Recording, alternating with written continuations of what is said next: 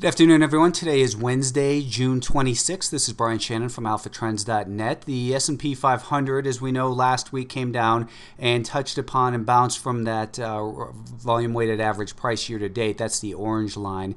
And this retracement that we see in here as well, these lines represent the year-to-date range down in the 144, 145 area up to the recent high. And you can see that we had retraced 50% of that. And this is where we're getting that bounce from. We were expecting that there would be some kind of bounce here, and so far we're getting that. And right now, if we take a look at the high from last week, where this little sell-off kind of began from pre-Fed, that we've retraced almost 50% of it, and we're getting into an important area of prior support in here that has the potential to become resistance. This is the scenario that I was talking about, that what I thought was likely for this week was a bounce up into this area, and then perhaps we distribute a little bit and then continue back down. So far there's no reason at all to be short this market since this bounce. You can't be fighting this bounce. If you look at it, this bounce began to materialize 3 days ago.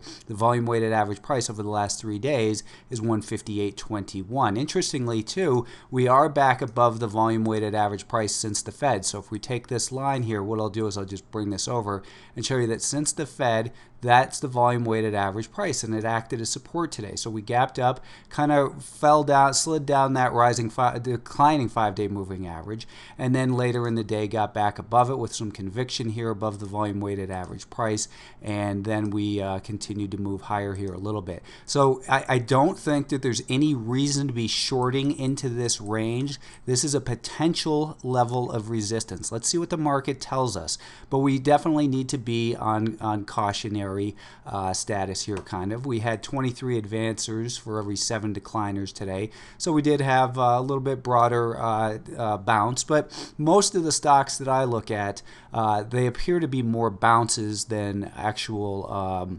breakouts, and the market's health really isn't there, I don't think. So if we take a look at traditional support and resistance, horizontal level, we've got that 50-day moving average up there at 162.12. That's a possible level we may get up to. We've got the declining 10-day moving average at 161.50. So we've got a potential area, I think, at 160. Between 161 and 162, I think, is likely to offer resistance, but it doesn't mean I would short into it. I'm just saying, in case there was any confusion, that this is where we want to be alert to the possibility that we do then pull back, and from there, what we would look at is really I think the Fibonacci levels off the November 16th low of last year, and we bounced, incidentally, right at that 38.2% level. Perhaps we continue down to the volume weighted average price since the November low, which would be down here at about 153, and you can see that 153, right where I drew that volume weighted average price, is really kind of near where we had seen some support back in the first quarter of this year. So we're getting a bounce. Let's see if it materializes into something more. For now, as long as we remain below this declining 5, 10, 20-day moving average and this prior band of support, we have to treat this as just a bounce. So the NASDAQ was up 0.9% today. While we're on this 65-minute time frame, we've got really 71.5 to 72 is the bigger potential level of resistance. If we look at a daily time frame, let's go back there for a minute. We bounced off of the year-to-date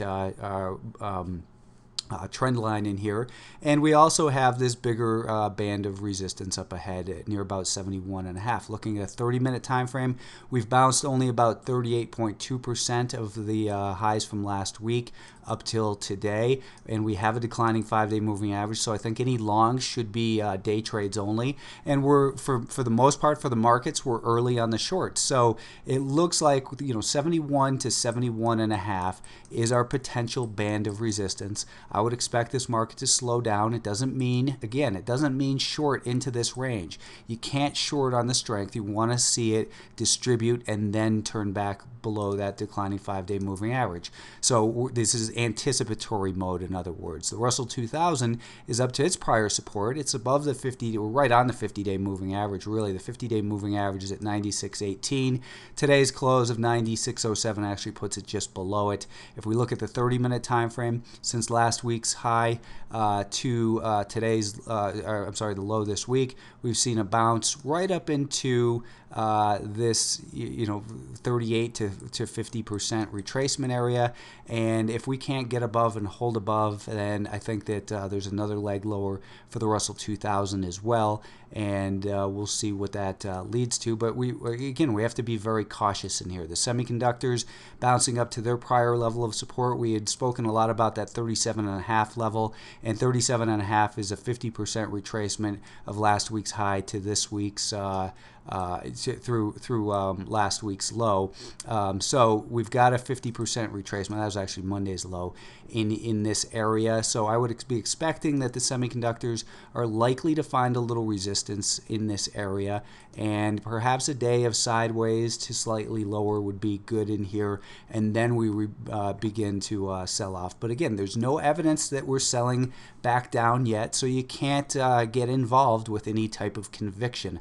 I'm not making calls, I'm laying out potential scenarios. So be aware of that, but be aware of what's most likely to happen based on the way that market structure works. That support broken tends to act as resistance, that a declining 10-day moving average will often act as resistance, that bounce from the trend line after a hard break will rally on relatively lighter volume and find resistance in here for the financials between 1935 and 1950, basically. If we look at the 30-minute time frame in here, you can see that we're getting into this prior band of support, and we would expect that that's likely to become resistance, and that we would want to start anticipating trades to the short side, because perhaps we're headed down towards maybe the 150-day moving average next, near about $18 a share.